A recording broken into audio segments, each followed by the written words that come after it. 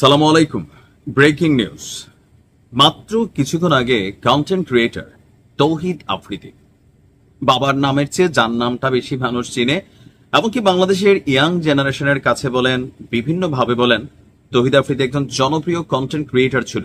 অনেক ভালো কাজও তার আছে, সবচেয়ে খারাপ কাজ তা না। তবে 5ই আগস্ট সরকার পতনের পর তৌহিদ আফ্রিদি সম্পর্কে আমাদের কন্টেন্ট ক্রিয়েটররা তারা যেই একের পর এক চাঞ্চল্যকর তথ্য সামনে আনছে, মানে এগুলো দেখা প্রথমে বিশ্বাসই হয় নাই। তবে যেদিন আমরা ডিবি হারুনের সাথে তৌহিদ আফ্রিদির একটা বিশেষ ভিডিও দেখলাম চাচা ভাতিজার, তখন কিন্তু মনে হয়েছে যে নেটওয়ার্ক চ্যানেলটা আসলে কোন লেভেলে।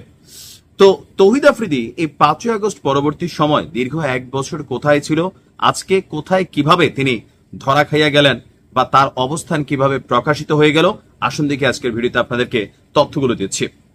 আজকে আমি যখন নিউজটি করছি রবিবার রাত প্রায় শেষের দিকে, মাত্র কিছুক্ষণ আগে বরিশাল থেকে তাদেরকে বিশেষ অভিযান পরিচালনা করে গ্রেপ্তার করা হয়েছে। কিছুদিন আগে যখন তার বাবাকে গ্রেপ্তার করা হয়েছে, তখন আলোচনায় ছিল তৌহিদ আফ্রিদিকে গ্রেপ্তার করতে হবে। আপনার বরিশাল কোতোয়ালি মডেল থানার ওসি যিনি আছেন মিজান ভাই, তিনি বলছেন যে বরিশাল নগরীর বাংলা বাজারে যে এরিয়া আছে সেখানে তৌহিদ আফ্রিদির অবস্থান প্রযুক্তির মাধ্যমে শনাক্ত করা হয়েছিল, এবং কি তথ্য ছিল যে তৌহিদ আফ্রিদি আছে। তো কোথায় আছে? সেখানে একটি ডায়াগনস্টিক সেন্টার আছে, সেই ডায়াগনস্টিক সেন্টারের পাশের একটি বাসায় তৌহিদ আফ্রিদি অবস্থান করছিল।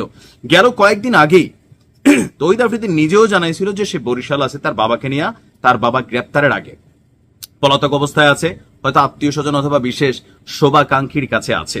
বাট গেল কয়েকদিন যাবৎ তার বাবার বিরুদ্ধে যে মামলা, বা তার বিরুদ্ধে আপনার বৈষম্য বিরোধী জুলাই যোদ্ধারা যেই আলটিমেটাম দিয়েছে সরকারকে, তখনই কিন্তু নড়ে চড়ে বসেছে প্রশাসন। তো তাদের বিরুদ্ধে অভিযোগ কি? এই মুহূর্তে তৌহিদ আফ্রিদিকে গ্রেপ্তার করে কিন্তু ঢাকায় পাঠিয়ে দেওয়া হয়েছে বিশেষ নিরাপত্তা দিয়ে। 17ই আগস্ট বৈষম্য বিরোধী আন্দোলনে হামলা এবং আন্দোলনকারীদের হত্যার অভিযোগে যাত্রাবাড়ি থানায় দায়ের করা এক মামলায় তৌহিদ আফ্রিদির বাবা নাসির উদ্দিন সাথীকে যখন গ্রেপ্তার করে, তখনই আমরা দেখলাম যে যাত্রাবাড়ি থানার সেই মামলাটি গত বছরের আগস্ট মাসের 30 তারিখ দায়ের করা হয়েছে। সরকার পতন হয়েছে 5 তারিখ, মামলা দায়ের হয়েছে 30 তারিখ। তো যেটি বর্তমানে এখনো তদন্তাধীন আছে আমাদের সিআইডির কাছে। মামলার প্রধান আসামি আবার হচ্ছে আপনার শেখ হাসিনা। আসামি তালিকার 2 নম্বরে আছে সেতুমন্ত্রী ওবায়দুল কাদের, 3 নম্বরে সাবেক আইজিপি আব্দুল্লাহ মামুন। তো এখন তৌহিদ আফ্রিদি আসলে বা তার বাবা এই মামলার কতটুকু গুরুত্বপূর্ণ আসামি? আমরা যদি তালিকা দেখি, তালিকার 11 নম্বর আসামি হচ্ছে তৌহিদ আফ্রিদি, এবং 22 নম্বর আসামি হচ্ছে তার বাবা নাসির উদ্দিন সাথী। এছাড়া আরো এখানে 25 জনকে আসামি করা হয়েছে, অজ্ঞাতনামা 150 জনকে আসামি করা হয়েছে। প্রশ্ন হচ্ছে তৌহিদ আফ্রিদির কি জেল হয়ে যাবে, সাজা হয়ে যাবে? কিছুই হবে না। এখন কেন হবে না? এই যে মামলাগুলা, আমি সবসময় বলি, যেই ব্যক্তি যেই অপরাধ করছে ওই অপরাধে তার বিরুদ্ধে যখন মামলা হয় সেই মামলাটায় গতি পায়। এখন এই যে মার্ডার কেস মামলা, তৌহিদ আফ্রিদি মার্ডার করে নাই ভাই, চোখ খেটে এটা বলে দেওয়া যায় তদন্তের আগে। তৌহিদ আফ্রিদির বাবাও করে নাই। তো কেন মামলাগুলা খাইলো? রাজনৈতিক সংশ্লিষ্টতা, অথবা আওয়ামী লীগ সরকারের চাটুকারিতা, অথবা ডিবি হারুনের সাথে সখ্যতা, অথবা 5ই আগস্টের আগে এই বাংলাদেশের কন্টেন্ট ক্রিয়েটরদেরকে চাপ দেয়া, সরকারের পক্ষে বিভিন্ন ধরনের অনৈতিক কর্মকাণ্ড করানোর জন্য তৌহিদ আফ্রিদি ফোনে টাকা দিয়া, প্রশাসনকে দিয়া, চাপ দিয়া, এই যে কন্টেন্ট ক্রিয়েটরদেরকে এক ধরনের জিম্মি করে রাখছিল, সেইটা ছিল তার বিরুদ্ধে মামলা যদি করা হয়তো, রিয়েল একটা মামলা হইতো।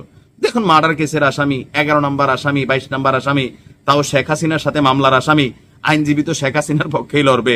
তো এখানে বোঝায় যে এই মামলাগুলো খুব বেশি ধোপে টিকবে না।